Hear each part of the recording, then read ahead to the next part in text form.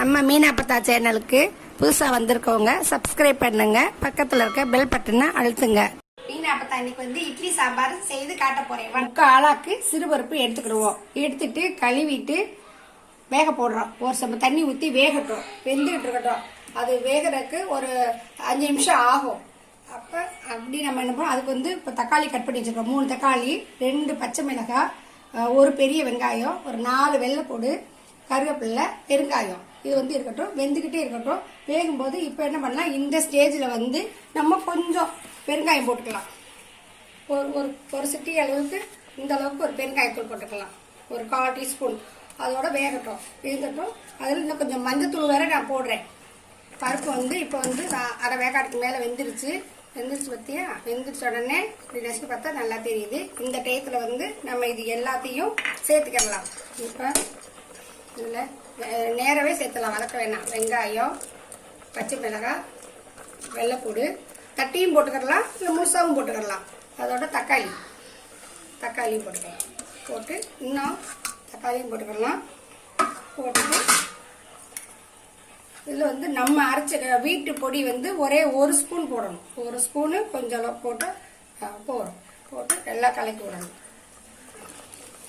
போட்டு கொஞ்சம் நம்ம தண்ணி வந்து ஆட் பண்ணணும். இந்த அளவுக்கு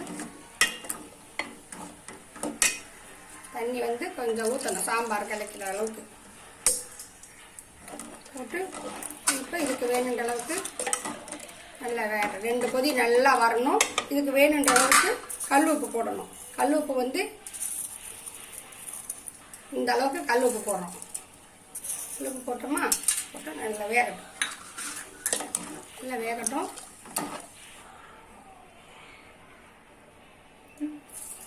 இப்போ வந்து நல்லா ஒரு கொதி கொதிச்சிருச்சு. நல்லா இந்த இதில் வந்து கொஞ்சம் கொத்தமல்லி தலை இருந்தால் போட்டுக்கிடலாம். அது நம்ம விருப்பம். இன்னும் அது 2 கொதி வரும்போது ஒரு 5 நிமிஷம் ஆகிடும். அதுக்கப்புறம் வந்து தாளிச்சு போட்டோம்னா இட்லி சாம்பார் ரெடி ஆகிடும். பாருங்கப்பா, சாம்பார் நல்லா கூடி நல்லா தக்காளி எல்லாம் நல்லா மசிஞ்சு நல்லா ரெடியாகி வந்துருச்சு. இந்த ஸ்டேஜில் வந்து நம்ம அடுப்பை வந்து ஆஃப் பண்ணிடலாம். ஆஃப் பண்ணிவிட்டு இன்னொரு அடுப்பில் தாளிப்புக்கு வச்சுக்கலாம். தாளிப்புக்கு வச்சுட்டு ஒரு ஸ்பூன் எண்ணெய் ஊற்றிட்டு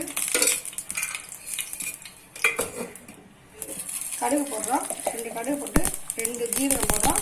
இந்த டைம் வந்து அடுப்பை குறைச்சிக்கிட்டு வெங்காயம், சின்ன வெங்காயம் பொடிசாக அரிஞ்சது, காய்ஞ்ச மிளகாய், கருவேப்பிலை இதை போட்டு நல்லா வதக்கணும். கொஞ்சம் சின்ன வெங்காயம் செவக்க வதங்கணும். அடுத்த ஸ்டேஜில் நம்ம தாளிப்பு கொட்டிடலாம்.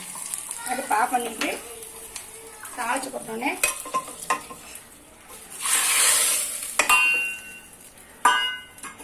என்ன பண்ணணும், ஒரு கிண்ணத்தை எடுத்து மூடிடணும்.